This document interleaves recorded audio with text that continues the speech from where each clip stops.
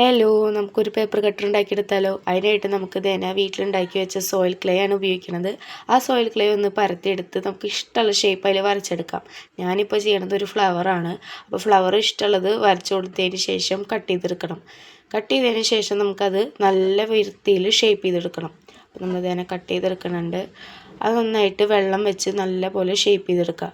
അതിന് ശേഷം നമ്മൾ വേറെ ഒരെണ്ണം കൂടി ഉണ്ടാക്കുന്നുണ്ട്. അതൊരു ഹാർട്ട് ഷേപ്പ് ഉള്ളതാണ്. അപ്പോൾ അതും കൂടി നമുക്ക് സോയിൽ ക്ലേയിൽ വരച്ച് വെട്ടി ഷേപ്പ് ചെയ്തെടുക്കണം. അപ്പോൾ അതും അടിപൊളിയായിട്ട് ചെയ്തെടുക്കുക. ഇനി നമുക്ക് എൻ്റെ ചാനൽ ആരെങ്കിലും ആദ്യമായിട്ട് കാണണമെങ്കിൽ ഒന്ന് ലൈക്ക് ചെയ്യണം, സബ്സ്ക്രൈബ് ചെയ്യണം കേട്ടോ. ഇനി ഇങ്ങനത്തെ കുറേ വീഡിയോസ് വരുന്നതായിരിക്കും. നമ്മൾ ലവിൻ്റെ ഇങ്ങനെ കട്ട് ചെയ്തെടുത്തിട്ടുണ്ട്.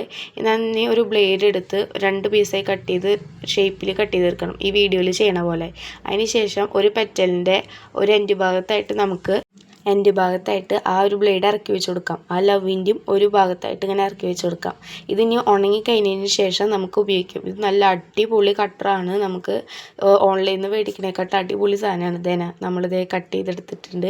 ഇനി നമുക്ക് ഉണങ്ങി കിട്ടി. ഇനി നമുക്കിതൊന്ന് പെയിൻറ്റ് ചെയ്തെടുക്കണം. അപ്പോൾ ഞാൻ വൈറ്റ് പെയിൻ്റാണ് കൊടുക്കുന്നത്. വൈറ്റ് പെയിൻറ്റ് നിങ്ങൾ ഇഷ്ടമുള്ള പെയിൻറ്റ് കൊടുക്കാം. അപ്പോൾ ഞാൻ വൈറ്റ് പെയിൻറ്റ് കൊടുത്തു. നടുക്കിലൊരു കുഞ്ഞൊരു ഡോട്ട് ഒരു പർപ്പിൾ വെച്ച് കൊടുത്തു കേട്ടോ. എങ്ങനെയുണ്ട് നമ്മുടെ കട്ടർ? നല്ല യൂസ്ഫുള്ളാണ്. എല്ലാ ക്രാഫ്റ്റിനും ഉപയോഗിക്കാം. അപ്പോൾ എല്ലാവരും ഇഷ്ടമായിട്ടുണ്ടെങ്കിൽ ലൈക്ക് ചെയ്യണേ. അപ്പോൾ ശരി, ടാറ്റാ.